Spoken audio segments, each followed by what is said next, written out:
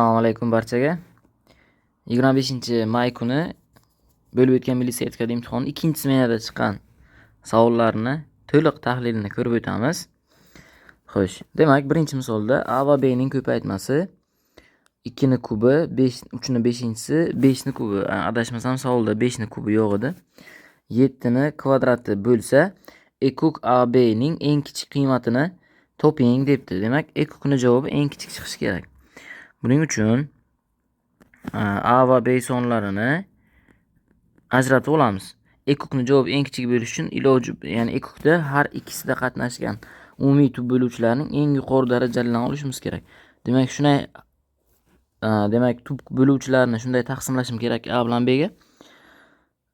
Iloji boricha eng kichik darajali olinsin. Demak, a ga 2 ni kvadratini olamiz, b ga 2 ni o'zini olamiz.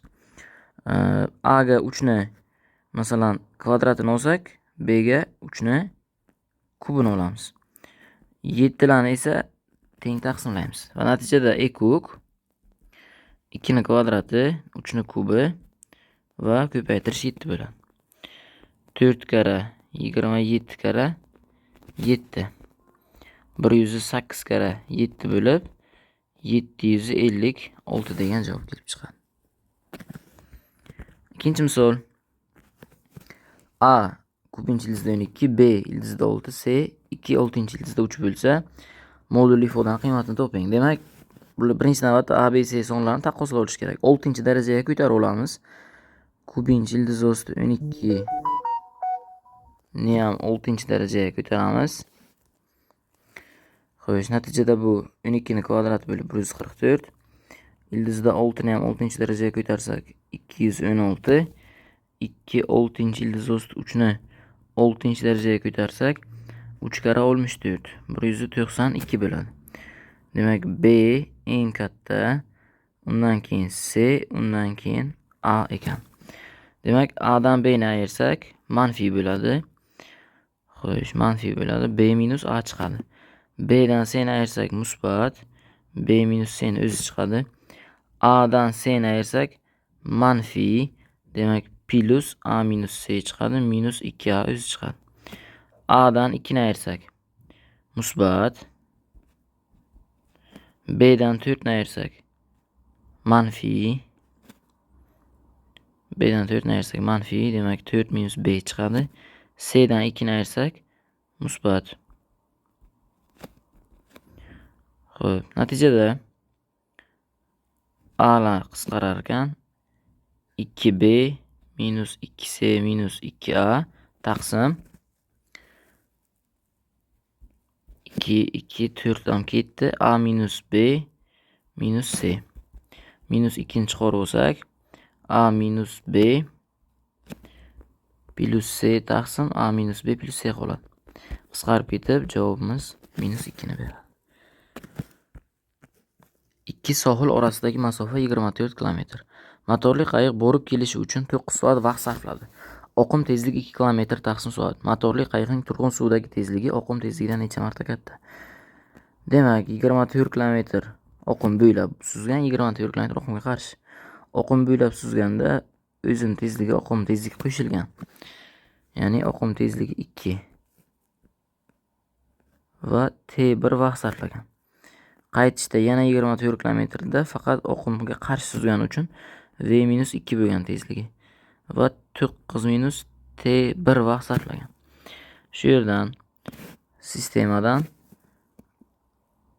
V ni topishimiz kerak. Demak, T1 ni topib olib 24 taqsim V plus 2 9 minus T1 ni topib olsak 24 taqsim V minus 2. Ikkisini qo'shaversak 9 barobar 24 ni chiqarib olamiz. 2V taqsim V kvadrat minus 4. Xo'sh, 3 ga qisqaradi. 3 8. 3V kvadrat minus 12 barobar 16V. 3V kvadrat minus 16V minus 12 tenglik 0. Demak, buni ildizlari V kvadrat minus 16V minus 36 desak 18 minus 2 3 ga qaytib bo'laveramiz. 6 ekan. Demak, V teng 6. Motorli qayiqning o'zining tezligi 6 bo'lgan ekan. Oqim tezligi esa 2. Oqim tezligidan necha marta katta deb savol qo'ygan. 6 ni 2 ga bo'lamiz, 3 bo'ladi javob. V taqsim V oqim barobar 6 taqsim 2 barobar 3.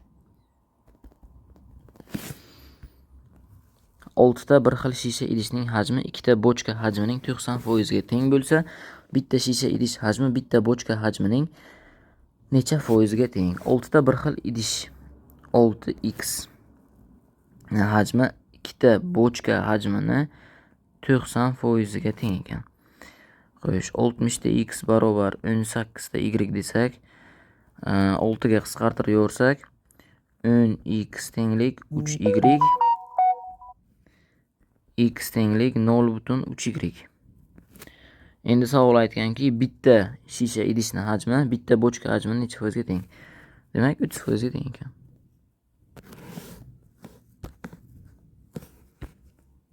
Keyingisi hisoblanib tushibdi. Xo'sh, 0,25 ni minus 2-chisi demak, 1 taqsim 4 ni minus 1 taqsim 2-chisi ko'paytirish 1 taqsim 3 qo'shish 0,5 degani 1 taqsim 2 ni minus 2-chisi ko'paytirish 9 ni minus 1 taqsim 2-chisi. Demak, buni javobi 2 kara 2 taqsim 3 qo'shilgan 4 taqsim 3. Javob 2 bo'lyapti.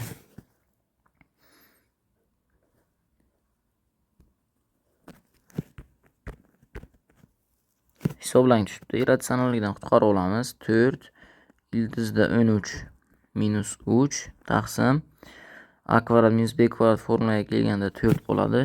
Minus 9 ildiz osti 13 plus 2, ya'ni qo'shmasini ko'paytirganimizda bu yoqda 9 qoladi. Qisqaradi. Minus 5 degan javob chiqar ekan. Qasni ochib chiqsak. Hisoblang debdi. Buni javobini teng x deb olib, ikki tomonni kubga oshirib yorsak. Xo'sh, a kub plus b kub bo'lganda 4 ni beradi. Plus 3ab kara a plus b. 3ab imiz minus 1 ni beryapti va a plus b imiz x ni beryapti. Tenglik x kub. 4 minus 3x teng x kub. X teng 1 tenglagan ildiz. Keyingisi geometrik progressiyadan S6 ni hisoblang debdi. B1 ni chiqarib olamiz. Q ni kubi minus 1 barobar 52. B1 ni chiqarib olamiz. Q ni 6-chisi minus 1 teng 1456. Nisbat olaveramiz. B1 lar qisqaradi. Q ni 6-chisi minus 1 ni Q kub minus 1. Q ni kubi plus 1 taqsim Q ni kubi minus 1 deb yozsak, 1456 ni 52 ga bo'lish kerak. 1456 ni 52 ga bo'lsak, 2 ta 104 1 1 1 4 6 bo'lsa, demak 8 ta bor ekan. 28 bo'lyapti. Q kub minus 1 lar qisqarib ketib, Q kub teng 27 ligidan Q 3 ekanligi kelib chiqyapti. Q 3 ekan. Endi B1 ni hisoblab olamiz. B1 ko'paytirilgan. Mana bu formulaga qo'yamiz. Q ni kubi 27, 27 dan 1 narsak 26 barobar 52 desak, B1 tenglik 2 degan javob chiqadi. Bizga S6 ni hisoblang degan. S6 barobar B1 kara Q ni 6-chisi minus 1 taqsim Q minus 1 formula, to'g'rimi? Shu formulaga qo'yib hisoblaydigan bo'lsak, 2 kara 3 ni 6-chisi demak 728 bo'ladi. Ayirib tashlasak va 2 ga qisqarib ketsa javob 728. A4 plus A17 17 ga teng, S14 minus S3 77 ga teng. AK teng 2023. Xo'sh. 2 ta A1 plus bunda 3 ta, bunda 16 ta D bor, to'g'rimi? 19 ta D barobar 17. S14 dan S3 ni ayirib tashlasak, A4 dan boshlab to A14 gacha bo'lgan yig'indi bo'ladi. Demak, bu yerda 14 dan 4 ni ayrib 1 ni qo'ysak 11 ta son bor. Demak, 11 ta A1 plus 3 ta D dan boshlanadi 13 ta D gacha. 3 ga 13 ni qo'shib 2 ga bo'lamiz. D larni hisoblash uchun. Ko'paytiramiz hadlar soniga. 11 ta 88 ta D. 77 ekan. 2 ta A1 plus 19 ta D barobar 17. Sразу mana buni 11 ga bo'lib, 11 ga bo'lib, orqasini 2 ga ko'paytiramiz. 2 ta A1 plus 16 ta D barobar 14 bo'ladi. Ayiraversak D teng 1 chiqadi. D teng 1 chiqadi. Xo'sh. 2 ta A1 qo'shilgan 19 barobar 17 bo'layotgan bo'lsa, A1imiz minus 1 chiqadi. Endi AN formulaga asosan, ya'ni AK 2023 degan-ku. 2023 barobar A1 plus N K minus 1 kara D. K ni top olsak 2025 bo'libdi. 2025 dan ildiz oladigan bo'lsak 45 bo'ladi. Bizdan ildiz osti K ni so'ragan. Degan ildizda 2025 ni so'ragan degan. Hisoblang debdi. Yana xuddi shunaqa savol. Xo'sh. Irratsionallikdan qutqarib olamiz. Ildiz ostida x minus ildiz ostida 2 taqsim x minus 2. Minus ildiz osti x plus ildiz osti 2 taqsim x minus 2 ni minus kvadrati. Xo'sh. Demak, bu yerda ildiz x lar qisqarib ketadi. Minus 2 ildizda 2 taqsim x minus 2 ni minus 2-chisi qolar ekan. 6 ni etib qo'yib hisoblaymiz. Demak, x minus 2 taqsim minus 2 ildizda 2 ni kvadrati bo'ladi. 6 dan 2 ni ayirsak 4, 4 ni kvadrati 16, minus 2 ildizda 2 ni kvadrati esa 8. Javobimiz 2 bo'lar ekan. 11-misol. Yechim qaysi orolda joylashgan? Bu misol irratsional qutqarish orqali ishlanadi. Mahrajlarimiz 1 bo'lib ketar ekan. Ildizda 4 minus ildizda 3, ildizda 5 minus ildizda 4, plus va hokazo plus ildizda 25 ayrilgan ildizda 24.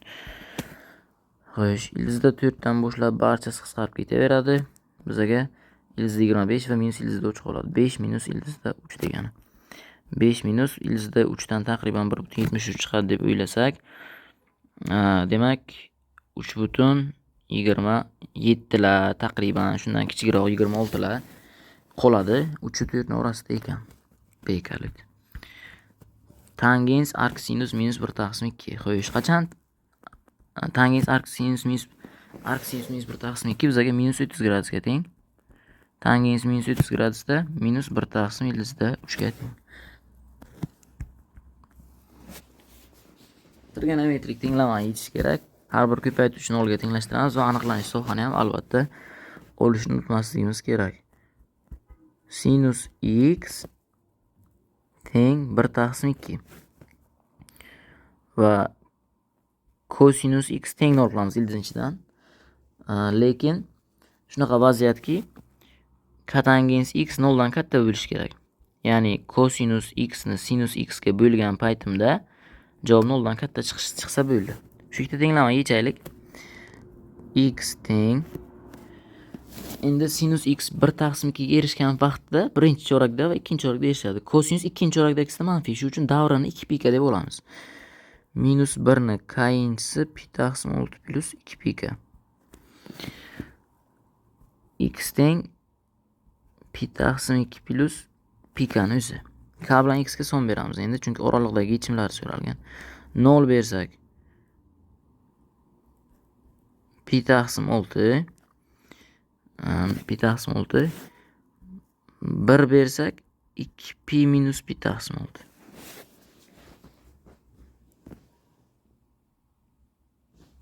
Bir bersak 2 pi minus pi taqsim 6. 2 pi minus pi taqsim 6 da kotangens 4-chorakka tushib qoladi. Bu manfiy, buni olmaymiz.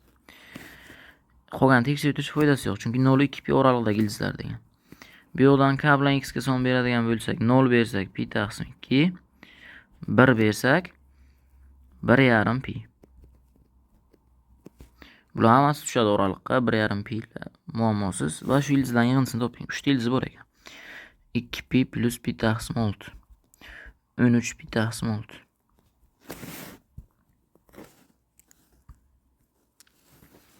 Tengsizlikning butun yechimlari yig'indisini toping.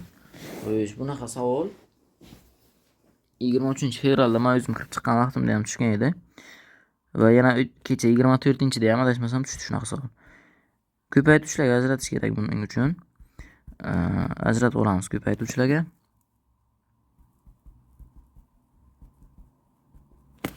25 ni chiqarib olsak 2 ni x-inchisi minus 1. Minus 5 ni x-inchisini chiqarib olsak 2 darajasida x minus 1 katta yoki teng 0. 5 darajasida x minus 25 va 2 darajasida x minus 1 kichik yoki teng 0. X tenglik 2 va x tenglik 0. 0 u 2 oralig'ida ekan yechimlari. Butun yechimlar yig'indisini so'ragan. Butun yechimlar yig'indisi 3 ni beryapti.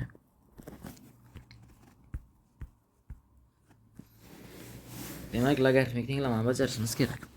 Xo'sh, ikki tomonni ham bir xil logaritm, ya'ni ikki taraf ham faqat ikki tomonda ham tenglik chap tomonlarda ham faqat eljilar qolsa agar bemalol tenglashtirib yuqori qismlarni bajarib olishimiz mumkin. Xo'p, yaxshi. Demak, 2 ni darajaga chiqaramiz. 1 plus 1 taqsim 2x ni ham darajaga chiqarib olamiz. Shunda LG 4 kara 3 darajasida 1 plus 1 taqsim 2x tenglik 3 ni LG 3 darajasida 1 taqsim x plus 27 qolgan bo'ladi. Endi LGlarni qisqartirib tashlab yuborsak 4 ko'paytirish 3 ko'paytirish 3 ni 1 taqsim 2x-inchisi barobar 3 ni 1 taqsim x-inchisi plus 27 qoladi va kvadrat tenglama hosil bo'ladi bu yerda. 3 ni 1 taqsim 2x-inchisi t, 1 taqsim x-inchisi t kvadrat. T kvadrat minus 12 ta t plus 27 barobar 0. T tenglik 9 va t tenglik 3. Demak, 3 ni 1 taqsim 2x-inchisi tenglik 9. Bu demak 3 ni kvadrati bo'lish kerak, to'g'rimi? Bu tenglama ishlasak agar x tenglik 1 taqsim 4 ekanligi kelib chiqadi va 3 ni 1 taqsim 2x-inchisi barobar 3 ni birinchisi bo'lsa 1 taqsim 2x barobar 1 bo'lsa x tenglik demak 2 bo'ladi.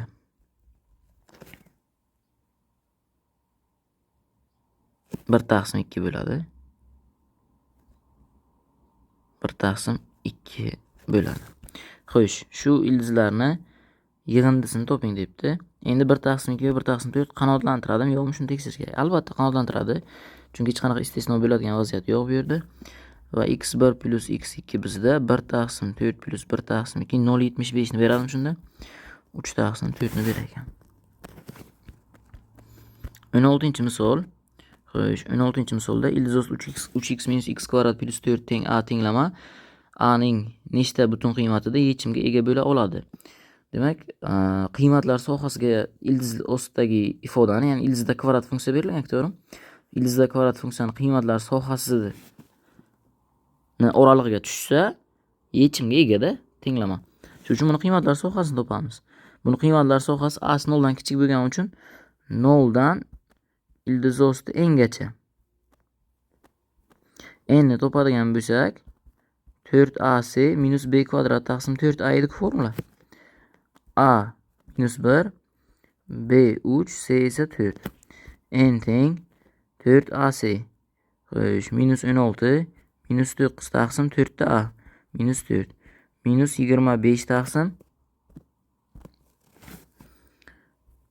4 bo'libdi. Demak, buni oralig'i yechimlar to'plami 0 dan y da endi. Y 0 dan to 2,5 gacha ekan. Ya'ni bunda endi ildiz olamiz. Ildiz olsak 5 taqsim 2 chiqadi. 0 dan 2,5 gacha ekan. Agar a soni 0 dan 2,5 gacha bo'lgan oralikqa tushsa, yechimga ega. Demak, butun yechimlar a teng 0, a teng 1, a teng 2, 3 ta bor ekan.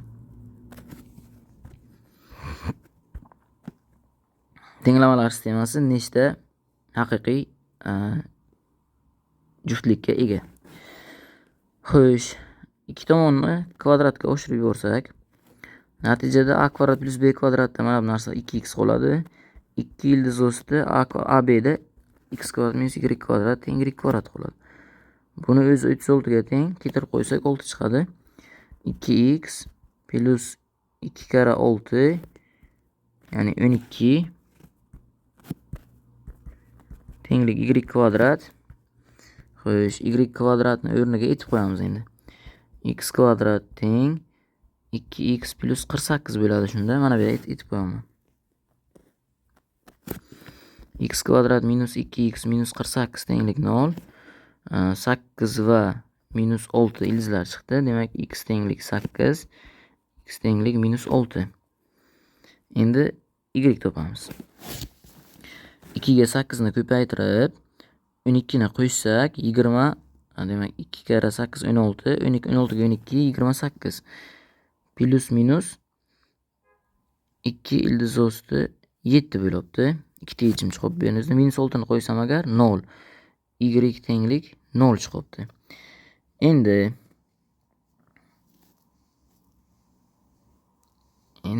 xo'sh, yechimlar soni shular bo'libdi, to'g'rimi? To'g'ri. Endi tekshiramiz, qani qaysilar qanoatlantiradi. X minus 6 bo'lib y 0 bo'lsa agar mana bu ildizinchi manfiy bo'lib qolar ekan. Demak, buni olmaymiz.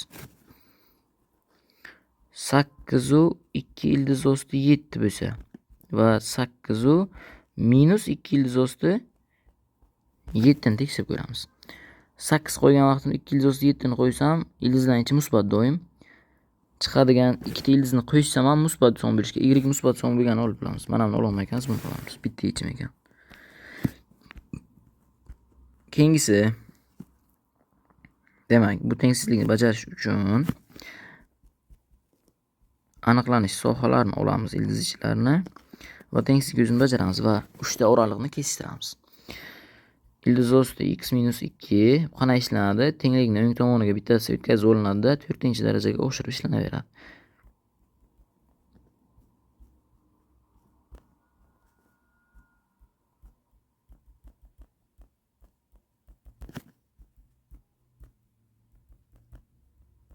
Mana shunday tartibda bo'ladi. Diskriminant barobar 9 plus 8 barobar 17. 3 plus minus ildizda 17 taqsim 2. Ildizda 17 dan 4,1 chiqadi deb o'ylasak, bir marta 3 ga 4,1 ni qo'shib 2 ga bo'laman. Bir marta 3 dan 4,1 ni ayirib 2 ga bo'laman. 7,1 bo'lsa 3,55.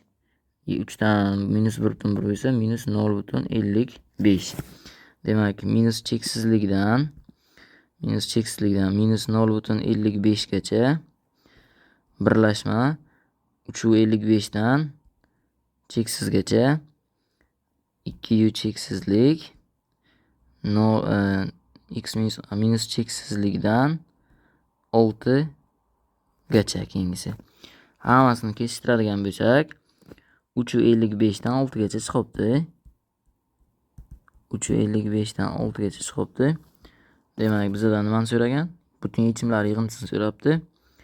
Butun yechimlar yig'indisi 4, 5, 6 ni qo'shilgani 15 ekan javobi.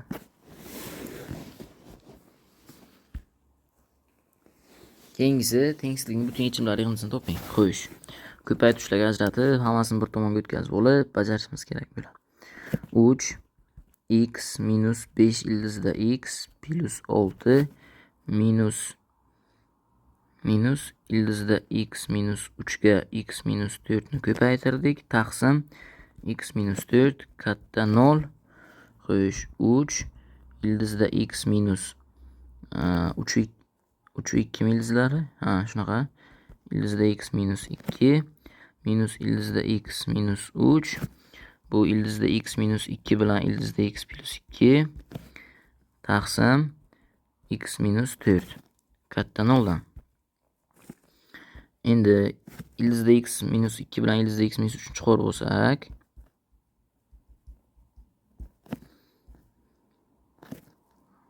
3 minus ildizda x minus 2 qoladi, to'g'rimi? Demak, bu 1 minus ildizda x bo'lib qolibdi.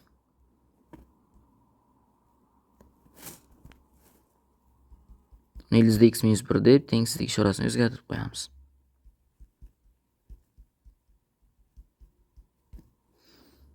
Buni tashlayversak ham bo'ladi.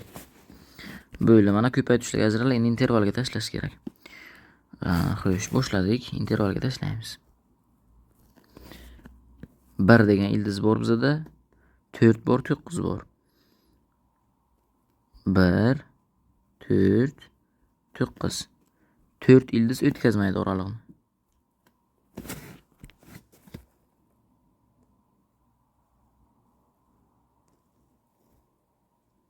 Va aniq 0 dan katta yoki teng bo'lish kerak yechimlarimiz. Bizga past kerak ekan. 1 dan 4 gacha birlashma 4 dan 9 gacha. Nimani so'ragan? Butun yechimlar yig'indisi so'rabdi. Butun yechimlar yig'indisi demak 2 3 5 6 7 va 8. 10 yana 10 va 11. 31 bo'lar ekan. Xo'sh, demak mana misolni ishlash kerak. Funksional tenglama beribdi. Fx funksiyani toping debdi. Shartlar qo'yilgan. A teng emas 0, b teng emas 0, a teng emas b deb shartlar qo'yilibdi. Demak, birinchi bo'lib o'zini yozib olamiz.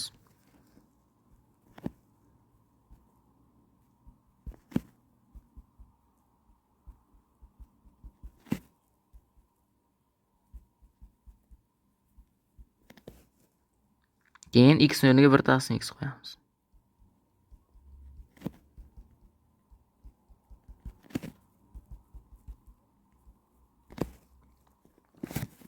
Va bizga fx kerak.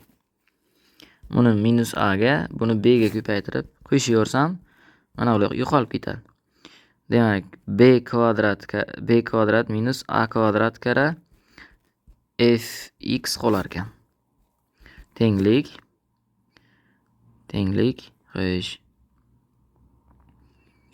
Ana endi bu yo'g'ini soddalashtirish kerak. bx minus 2024 da b minus a taqsim x plus 2024 da a. fx barobar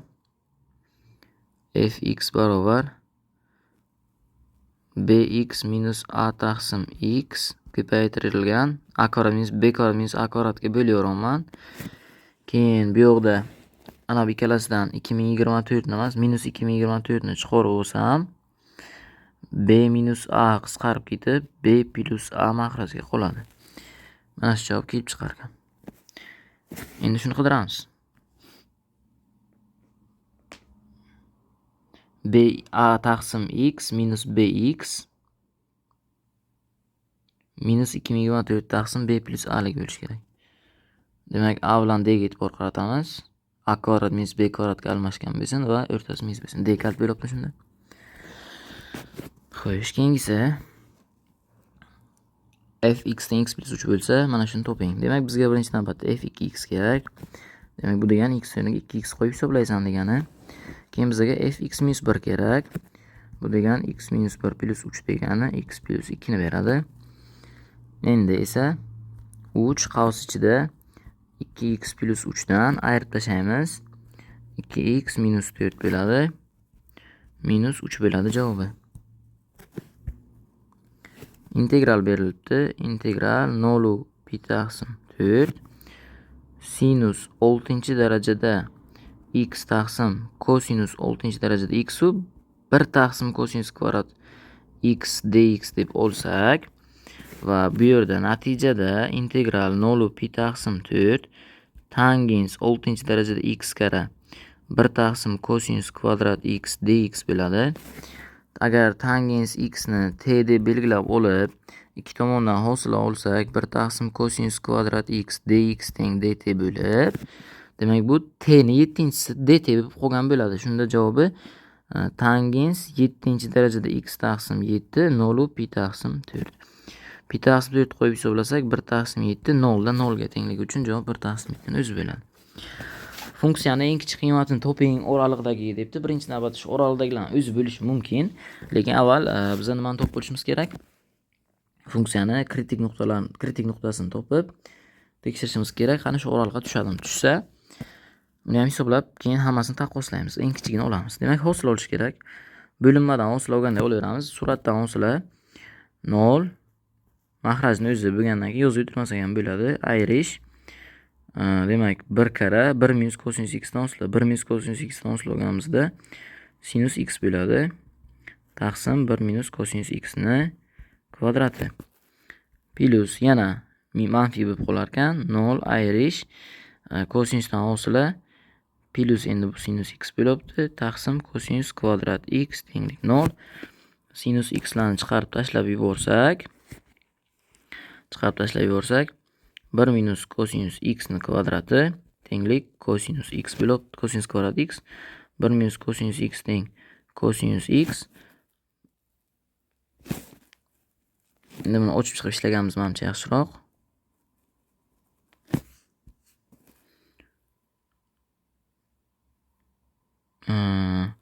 Bir ayrilgan 2 ta kosinus x plus kosinus kvadrat x tenglik kosinus kvadrat x qisqarib ketyapti. Kosinus x teng 1 taqsim 2 chiqib qolibdi.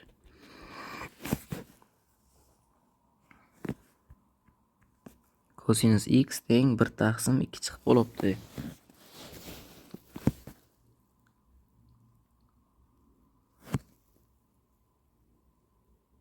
To'rtchasi qolib ketibdi mana buni. Tashlamaslik kerak edi 4 ni. Endi ana bera 4 bor.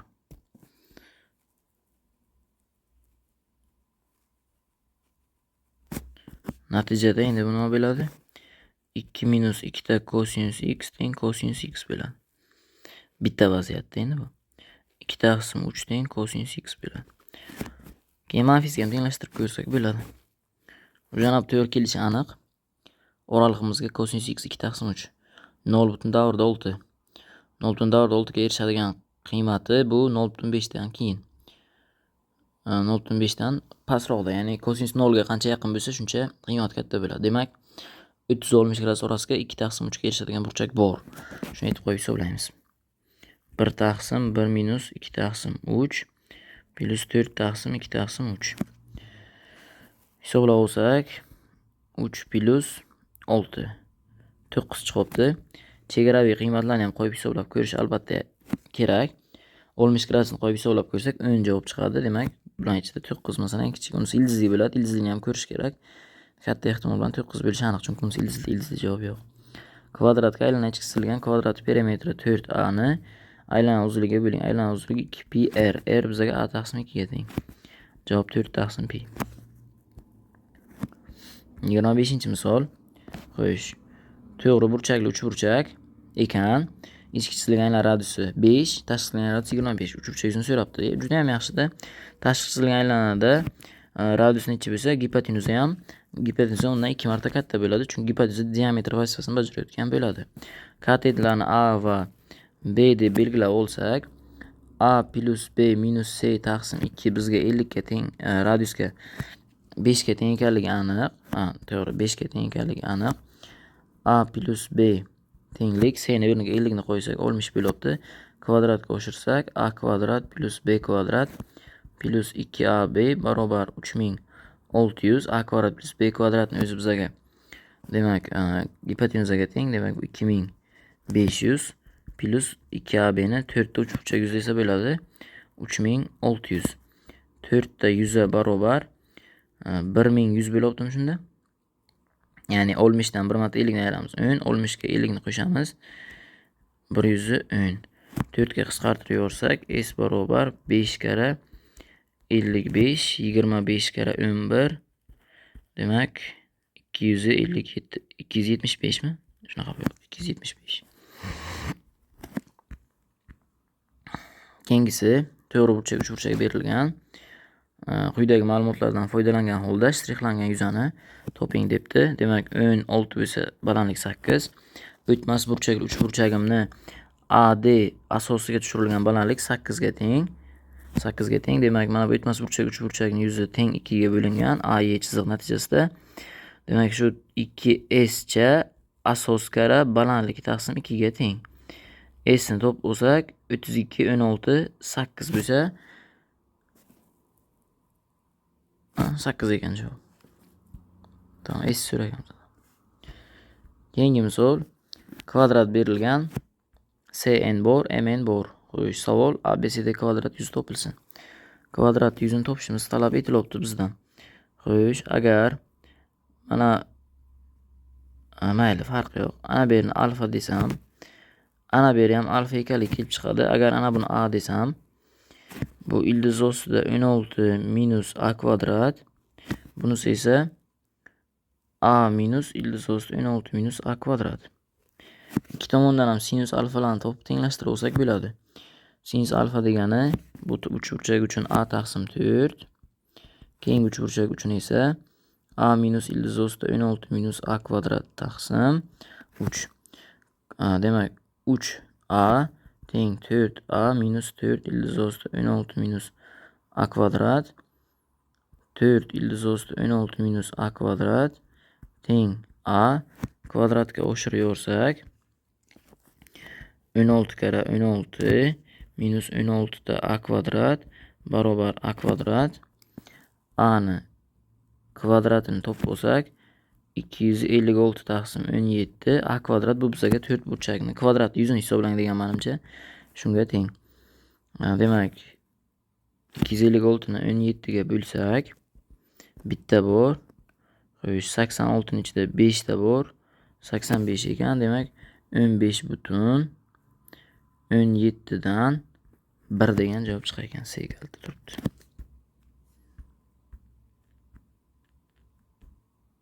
Keyingisi shtrixlangan sohani yuzini hisoblang deb aytibdi.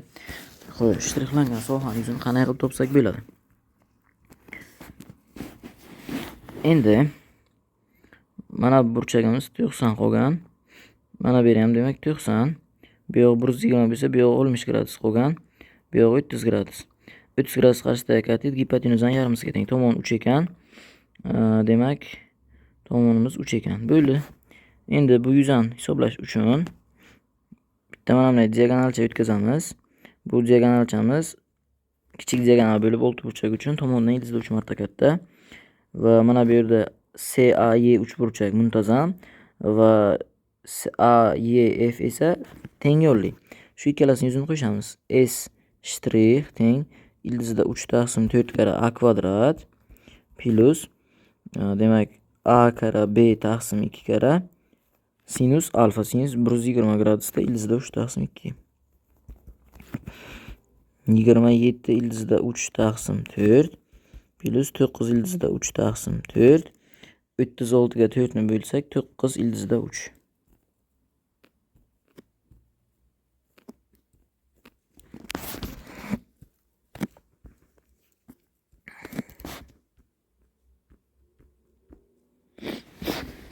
Mana bu savol ko'pchilikni degan ko'pchilik ishlamagan. Shu savolni qiyindek ko'rinadi endi.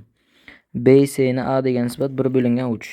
AU 3A ekan.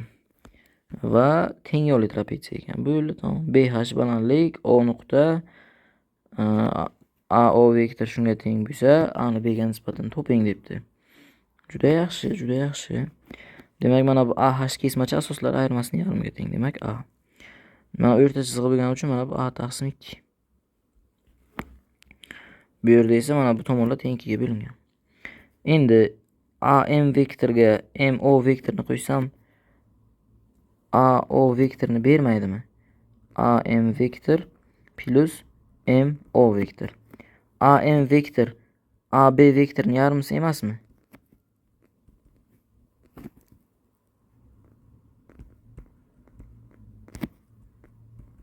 MO vektor esa BC vektorning yarmisi emasmi? Bundan kelib chiqadiki A ham 1 taqsim 2 mana.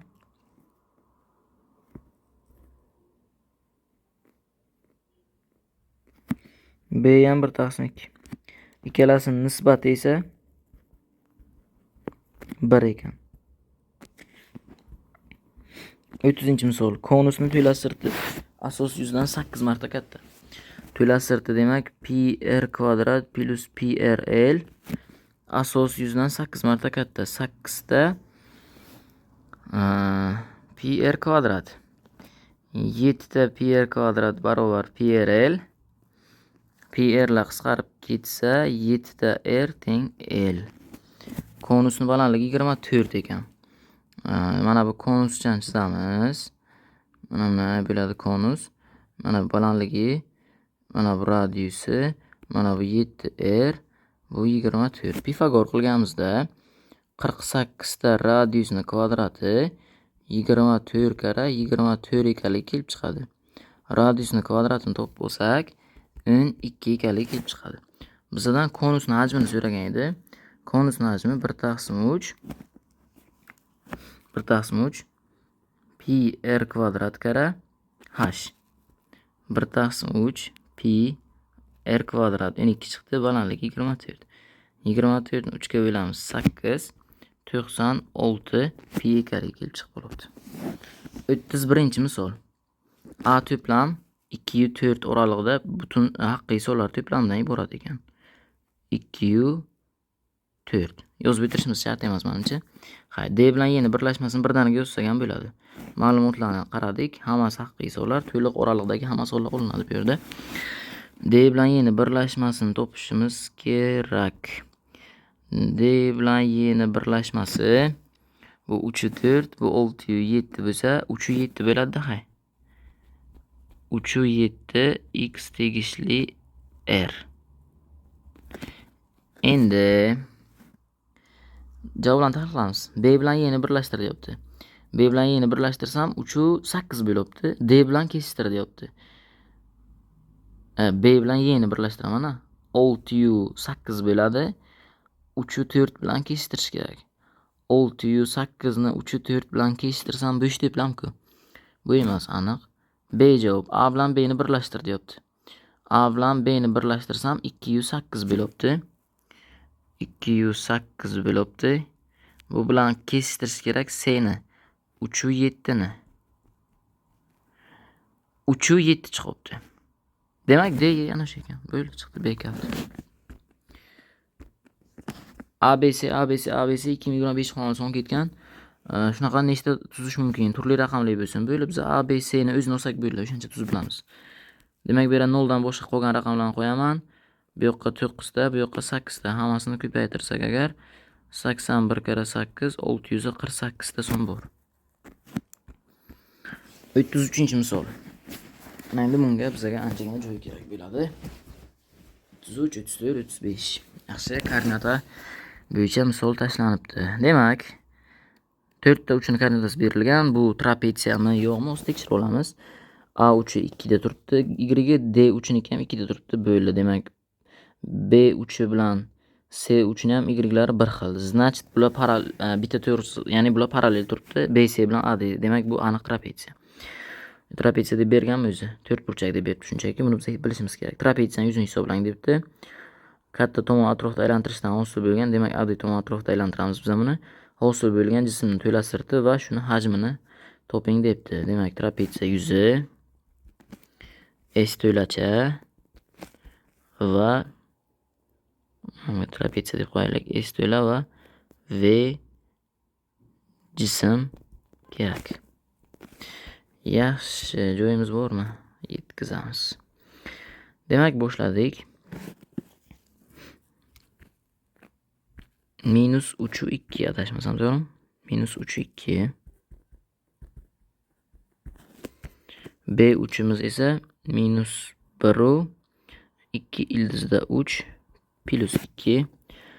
3, 2 ildizda 3 plus 2 va 9, 2. Endi bizga kerakli bo'ladigan narsalar bu trapetsiya yuzi uchun balandlik va asoslar uzunligi. Asosimizning uzunligi 12 bo'libdi. Minus 3 dan 9 gacha-da. Bunisiniki minus 1 dan 3 gacha 4 bo'libdi. Bo'ldi. Endi balandlik topamiz. Balandlik esa 2 ildiz Y'larni ayirmasga keting. 2 ildizda 3 plus 2 dan 2 ni ayirib tashlasak aniq bo'ldi necha ekanligi? 2 ildizda 3 ekan. Demak, A savolga javob topildi. Ya'ni 33-misolga javob topildi deylik. 33 ga javob topildi. Trapetsiyani yuzi asoslari yig'indisini yarim 12 ga 4 ni qo'shib 2 ga bo'lamiz. 8 kara 2 ildizda 3. 16 ildiz ost 3 ekan. Endi qo'yish qani? 16 ildizda 3 B kaliti turibdi. Bu 33-misolga javob. Pi ni 3 deb oling degan shart qolib ketgan bu yerda. Taqriban 3 deb oling degan. Xo'sh.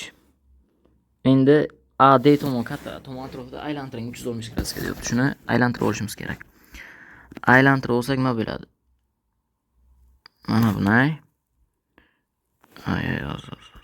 Hozir.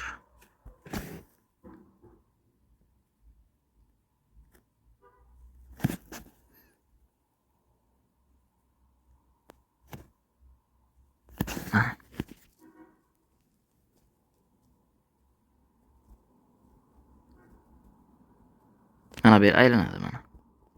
Ikkita konus va bitta silindrcha paydo bo'ladi. Shuni to'la sirtini toping deyapti. Demak, ikkita konusni yon sirti bilan bitta silindrning yon sirtini qo'shsam bo'ldi.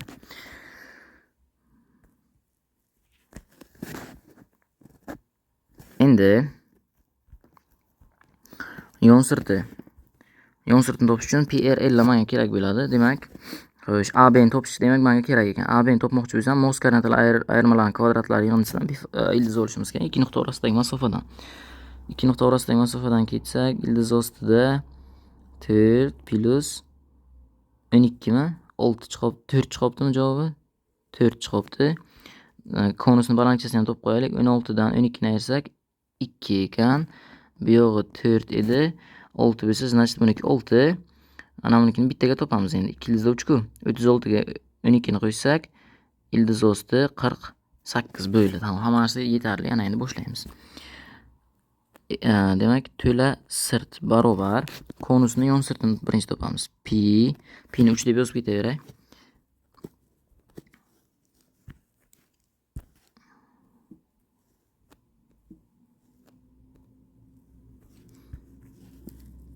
Pi R asos radius 2 ildizda 3 L 4 plus endi bunisiniki Pi R radius 2 ildizda 3 asos radiusi va L. L'imiz 4 ildizda 3 ildiz 48 va silindrni yon sirti 2 pi r h edimi? 2 pi r h. Shularni hammasini qo'shish kerak endi. Demak, bunisi 12 6 kara 4 24 ildizda 3. Keyin 6 kara 4 24 bo'lsa 72. 2 kara 3 6. 6 kara 2 12 12 kara 4 48 ildizda 3 bo'libdi. Demak, 72 ildizda 3 plus 72. 72 ni chiqarib olsak, ildizda 3 plus 1 chiqibdi. Bo'ldi. Qani qidiramiz shu javob bor edi adashmasam. F kaliti ekan. Demak, bu 34 ni javobi. Endi shuni hajmini topamiz. Endi buni hajmini topish uchun ikkita konus hajmiga bitta silindr hajmini qo'shish kerak. V barobar 1/3 pi r kvadrat. Radius kvadratimiz mana bundan boshladim. Radius kvadrati 2 ildizda 3 ni kvadrati 12. Balandlikchasi adashmasam 2 edi. Mana balandlikchasi 2. 2 plus yana 1/3 pi yana r kvadrat 12 va ko'paytirish 6 keyingisi balandligi mana. Keyin silindrniki pi r kvadrat h 4 edi uniki. Pi bilan 3 qisqarib ketadi. 24 72 va 36 kara 4 144. Shularni hammasini qo'shsak 96 plus 144 bo'libdi. 0 23 bo'lsa 24 mi? 240 mi? D kaliti ekan. D javob chiqdi. Keyingi misol. Mana bu misolga keladigan bo'lsak, bitta ko'rishda yo'q, bunga fikr keldi. Lekin bu yerda o'z bitta xatosi bor. Bu yerda. Hozir aytaman. Demak, xato quyidagicha, ya'ni ko'chirilganda endi xato bo'lgan. Ana bu yerda -7 bo'lish kerak. Ana bunisi +8 bo'lish kerak. Shunda misol ishlab bo'ladi. Tenglama yechib bo'ladi. Xo'sh, boshladik. 3 + 2 ni t deymiz. Mana bu 1 taqsim t bo'ladi. E'tibor qiladigan bo'lsak, mana bu t kvadrat va mana bu esa t kvadratni t ni kubi, ya'ni t kub. Demak, t kub -7 ta t kvadrat +8 ta t +1 taqsim t tenglik 7. Buni ishlasak, t ni 4-inchisi -7 ta t kub +8 ta t kvadrat -7 ta t +1 tenglik 0. E'tibor qiladigan bo'lsak, bu simmetrik tenglama. Buni simmetrik tenglamani bajarish uchun t kvadratga bo'laveramiz. T kvadrat -7 ta t +8 -7 taqsim t +1 taqsim t kvadrat tenglik 0. Xo'sh, t +1 taqsim t ning kvadrati -2 -7 ni chiqarib olsak, t +1 taqsim t +8 barobar 0. Demak, t +1 taqsim t ni kvadrati -7 kara t +1 taqsim t +6 barobar 0. 6 va 1 bo'libdi ildizlari. Endi teskari sonlar yig'indisi 1 bo'lolmaydi. Shuning uchun 6 bo'lib biladi. T +1 taqsim t teng 6 desak, t kvadrat -6 ta t +1 tenglik 0. Diskriminant barobar 36 -4 barobar 32. T tenglik 6 +- 4 ildizida 2 taqsim 2 ligidan 3 +- 2 ildizida 2 ekanligi kelib chiqadi. Va bu yerda biz t deb nimani belgilab oldik? T deb 3 + 2 ildizida 2 ni belgilab olganman. 3 + 2 ildizida 2 ni x-inchisi teng 3 + 2 ildizida 2, x teng 1 chiqadi. Va 3 + 2 ildizida 2 ni x-inchisi tenglik -3 - 2 ildizida 2 bo'lsa, x tenglik -1 chiqadi. Tenglamani ildizlari 2 ta, ildizlarni yig'indisi esa 0 ga teng ekanligi kelib chiqadi. Xo'sh, qolganini keyin davom ettiramiz. E'tibor uchun rahmat. Yechimlar tushunarli bo'ldi deb o'ylayman.